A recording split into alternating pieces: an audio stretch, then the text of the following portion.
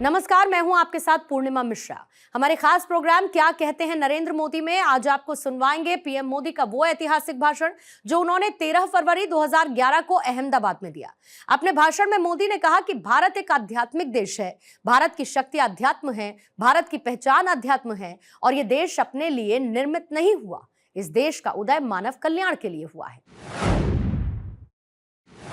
बहुत लोग इस भ्रम में हैं कि सत्ता आने से शक्ति आ जाती है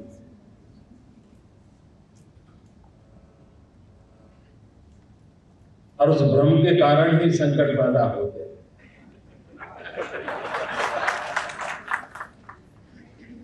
भारत एक आध्यात्मिक देश है, भारत की शक्ति अध्यात्म है, भारत की पहचान अध्यात्म है और मानव जात का कल्याण भी अध्यात्म है। यह देश अपने लिए निर्मित नहीं हुआ। यह देश का जन्म उदय मानव कल्याण के लिए हुआ। पूरी मानव जात को रास्ता दिखाने का काम इस धरती ने किया है। लेकिन जब जब यह देश अपनी शक्ति खो चुका है, जिस युग में यह देश अपने सत्व को छोड़ चुका है, तब तक यह देश मानवता को दिशा देने का सामर्थ्य भी खो चुका है। और जब यह देश मानवता को रास्ता दिखाने का सामर्थ्य खो चुका है, मानवता भी भटक चुकी है। लोग कहते हैं 21वीं सदी हिंदुस्तान की सदी है।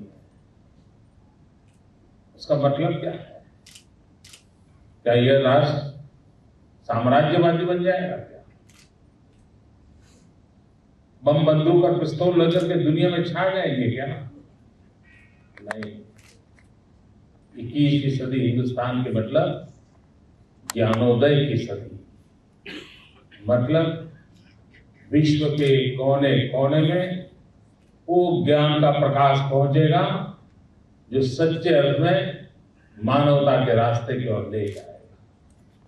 और हमारे देश की विशेषता है, भारत गुलामी के कालखंड से गुजर रहा था। देश को आजादी मिली, लेकिन आजादी के आंदोलन की पार्श्वभूमि को अगर हम अध्ययन करेंगे तो ये ध्यान में आता है कि भारत की आध्यात्मिक शक्ति का एक उदय काल हुआ, भक्ति मार्ग का आंदोलन चला। हिंदुस्तान के कोने कोने में पूरी 19वीं शताब्दी संतों के पराक्रमों से भरी हुई है। हर कोने में कोई न कोई संत हुआ जिसने सामाजिक चेतना का एक बड़ा अभियान चलाया। किसी ने भक्ति मार्ग से चलाया, किसी ने ज्ञान मार्ग से चलाया, किसी ने सेवा के माध्यम से चलाया। लेकिन पूरी 19वीं शताब्दी एक ऐसी पीठिका तैयार की, संतों ने इस प्रकार का प्रयास किया, भक्तों ने इस प्रकार का प्रयास किया कि जिसके कारण देश के आजादी के आंदोलन को एक आध्यात्मिक शक्ति मिली। और गांधी एक ऐसा आध्यात्मिक व्यक्तित्व मिला जिसने सबको संजो करके देश को आजादी दिला दी। फिर एक बार 21वीं सदी में वो काल आया है। पूरे विश्व की मानव जात को अनेक बंधनों से मुक्ति दिलाने का काम इसी धरती से होने वाला है। और मैं कोई आध्यात्मिक व्यक्ति के रूप में नहीं बोल रहा, मैं एक सामाजिक कार्यकर्ता के रूप में बोल रहा हूं। जो जो संकटों से विश्व गुजर रहा है, उन सारे संकटों को मुक्ति दिलाने का अगर रास्ता कहीं से मिलेगा, इसी धरती से मिलेगा। और जैसा आंदोलन 19वीं शताब्दी में चल रहा था, आज 21वीं शताब्दी की ओर देखें, चारों तरफ आध्यात्मिक आंदोलन शुरू हुआ है।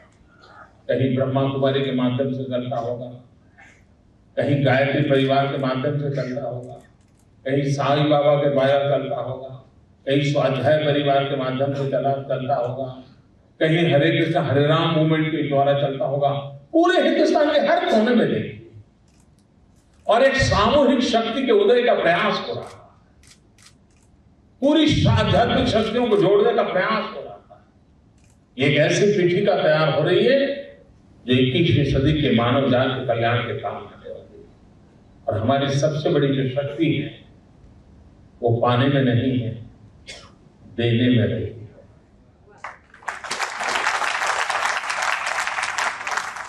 हमारी शक्ति का अधिष्ठान त्याग रहा है। ये एक देश ऐसा है दुनिया में राजा की परिभाषा करते हुए अलग अलग बातें कही गई होगी। यही देश ऐसा है जिसने राजा के सेवन में अलग विचार रखे। शायद विश्व में ऐसा विचार कहीं नहीं मिलेगा। यहां पर कहा गया राजा के लिए न काम ये राज्यम न मोक्षम न पुनर्भवम, काम ये दुख नाम प्राणी नाम आर्ति नाश। राजा कैसा हो? न काम ये राज्यम न मोक्षम न पुनर्भवम, काम ये दुख नाम प्राणी नाम आर्ति नाश। न मुझे राज्य की कामना है, न मुझे मोक्ष की कामना है, न मुझे पुनर्जन्म की कामना है। अगर कामना है तो गरीब के आंख के आंसू पहुंचने की। ये परिभाषा हमारी। ये देश की विशेषता देखिए।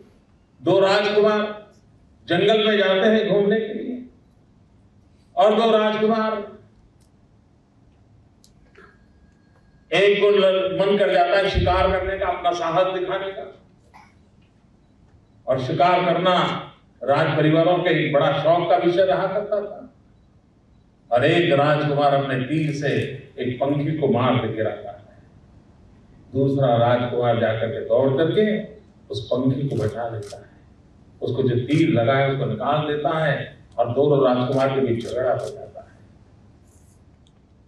घर पहुंचते ही झगड़ते हैं, ये हंस किसका, ये पंखी जिस पर मैंने तीर लगाया उसका, कि पंखी उसका जिसने बचाया। और भाइयों बहनों, शास्त्र कहता है मारने वाले का पक्षी नहीं होता है, बचाने वाले का पक्षी होता है। मारने वाला कहीं खो जाता है, बचाने वाला बुद्ध बन जाता है। बचाने वाला बुद्ध बन जाता है। ये त्याग की परंपरा हमारे यहाँ रही है, और इसी के माध्यम से देश एक शक्ति को प्राप्त किया हुआ है। हमारे यहाँ कहा है एन तकते न भूंजी था। हम वो लोग हैं जिन्होंने हमेशा कल्पना की है सबको समाविष्ट कर दे। हम इंक्लूसिव टेम्परामेंट के लोग हैं, एक्सक्लूसिव हमारे ब्लड में नहीं है। और तभी तो हमारे मुंह से सहज निकलता है वसुधैव कुटुंबकम, पूरा विश्व एक परिवार है। इतना ही नहीं मित्रों, आज पूरा विश्व ग्लोबल वार्मिंग के संकट से गुजर रहा। चिंता सता रही है कि ग्लोबल वार्मिंग के कारण पूरी जीव सृष्टि का क्या होगा, मानव सृष्टि का क्या होगा। सबके सब लोग संकट में गिरे हैं और लोग रास्ता खोज रहे हैं इस सारे संकट से कैसे बचाया जाए। हमारे पूर्वजों ने हमें रास्ता तब दिखाया जब प्राकृतिक संसाधनों की कमी नहीं थी, प्राकृतिक संसाधनों की विपुलता थी। जो मर्जी पड़े उतना उपयोग कर सके ऐसी सुविधा थी, कोई पूछने वाला नहीं था। और तब भी हमारे पूर्वजों ने रोक लगाई थी कि भाई ये प्राकृतिक संपदा के तुम तो ट्रस्टी हो, निजी उपयोग से अधिक तुम उपयोग नहीं कर सकते। ये त्याग की परिभाषा हमारे यहाँ कहा गया, हमारे यहाँ कहा गया था। मिल्किंग ऑफ नेचर की बात कही गई थी, एक्सप्लॉइटेशन ऑफ नेचर का हमारे यहाँ विरोध किया गया। हमें अधिकार नहीं था कि मुझे जो चाहे मर्जी में उठा लूं। पश्चिम की दुनिया ने वो विचार लाया और परिणाम क्या हुआ? पूरी मानव जात संकट के घेरे में आकर के खड़ी हो गई। उसको कौन बचाएगा? इसी देश की संस्कृति बचाएगी। और हम वो लोग हैं, हम वो लोग हैं जिन्होंने पूरे ब्रह्मांड को अपना परिवार माना। क्या विश्व में किसी बच्चे को यह शिक्षा मिलती होगी कि सुबह बिस्तर से उठते ही मां कहती है बेटे बिस्तर से नीचे उतरने से पहले, पैर रखने से पहले पृथ्वी माता की क्षमा मांगो, ताकि तुम उसे पैर रख के पीड़ा दे रहे हो। पृथ्वी को मां बताना, ये क्या किसी ने दुनिया में पाया होगा? इस धरती के हमारे पूर्वजों ने दिया। क्या कभी दुनिया ने सोचा होगा कि बच्चे को मां कहती है कि देखो ये आसमान में सूरज दिखता है ना, ये तेरा दादा है, और आसमान में जो चांद दिखता है ना, ये तेरा मामा है। पूरे ब्रह्मांड को परिवार के रूप में बताना, ये बचपन से शिक्षा दीक्षा इसी धरती पर होती है। और जहां पर पूरे ब्रह्मांड को परिवार मानते हो, वो ब्रह्मांड को शोषित कैसे कर सकता है? ये परंपरा इस देश की रही है, लेकिन कालक्रम से गुलामी के मानस के कारण हमने अपना ही बुरा मान लिया। हमने कहा हमारा सब निकम्मा है, हमारी परंपराएं तो सिर्फ किचन से जुड़ी हुई है। एकादशी को क्या खाना और अमावस्या को क्या खाना, इसी के अंदर हम घिरे हुए हैं।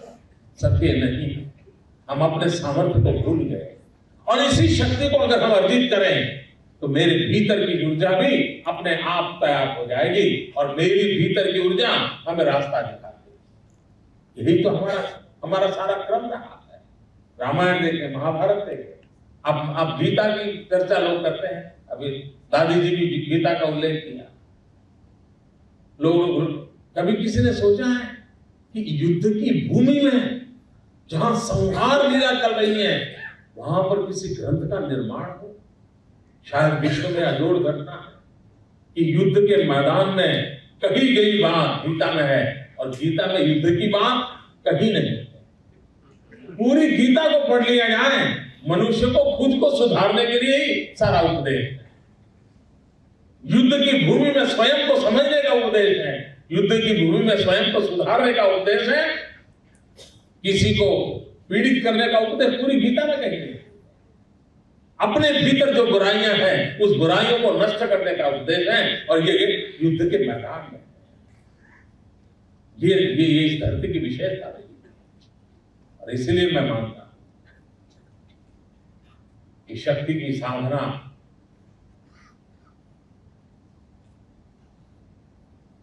स्व का विलय करके समष्टि का साक्षात्कार करके करना, उसी परंपरा में लगी।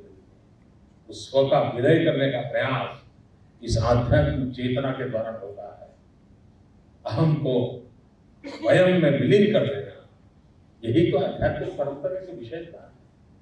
और जहां अहम नष्ट हो जाता है, वयम अपने आप से विकृत हो जाता है। इस प्रकार के आध्यात्मिक कार्यक्रमों के माध्यम से, उस परंपरा के माध्यम से, त्यागी तपस्वी लोगों के माध्यम से वो हमें निरंतर याद दिलाते रहते हैं और हमारे जीवन की राह बनती है।